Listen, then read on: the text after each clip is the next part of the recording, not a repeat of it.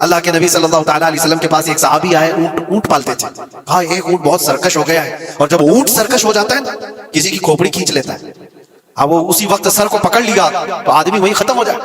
وہ کسی کے قابو میں نہیں آ رہا تھا، حضور کے پاس آئے. رسول پاک صلی اللہ علیہ وسلم نے فرمایا چلو میں چلتا ہوں دیکھتا ہوں. صحابہ کہتے ہیں حضور جب چلنے لگے تو ہمیں خوف ہوا، ڈر ہوا کہ یہ اونٹ بدک گیا ہے، سرکش ہے، کہیں کچھ نقصان نہ پہنچا ہے. اور تنہا میرے مصطفیٰ صلی اللہ علیہ وسلم آگے بڑھتے چلے گئے. صحابہ کہتے ہیں ہمیں ڈر لگ رہا تھا، لیکن میرے عزیزوں وہ رحمت للعالمین ہے، سب کی رحمت بن کر آئے. نبی پاک صلی اللہ تعالیٰ علیہ وسلم جب قریب گئے تو اونٹ کوئی سرکشی نہیں کیا، کچھ نہیں.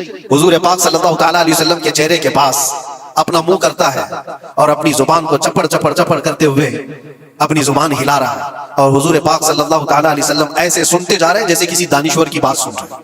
پھر نبی پاک صلی اللہ علیہ وسلم اونٹ کے مالک کی طرف متوجہ ہوئے اور کہا یہ اونٹ تیری شکایت کر رہا ہے، یہ اونٹ تیری شکایت کر رہا ہے. یہ سرکش اس لیے ہوا کہ تو اس کی طاقت سے زیادہ بوجھ اس پر ڈالتا ہے اور کھانا اس کو کم دیا کرتا ہے. کیا یہ بات صحیح ہے؟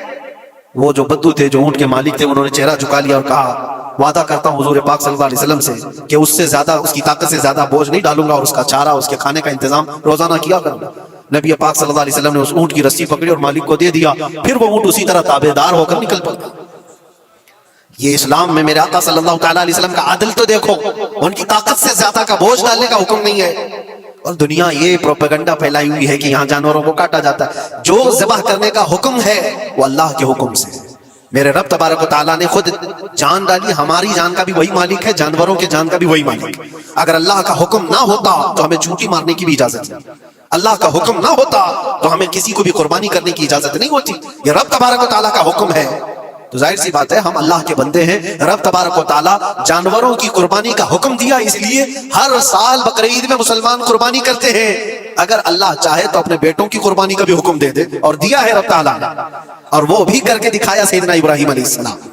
اللہ تبارک و تعالیٰ اگر حکم دے تو کیا تم ایسے مسلمان نہیں ہو؟ مسلمان کا مطلب ہوتا ہے سر جھکانے والا اللہ کے حکم کے آگے. یہ نہیں پوچھے گا کہ کیوں ہے اور کیسے ہے.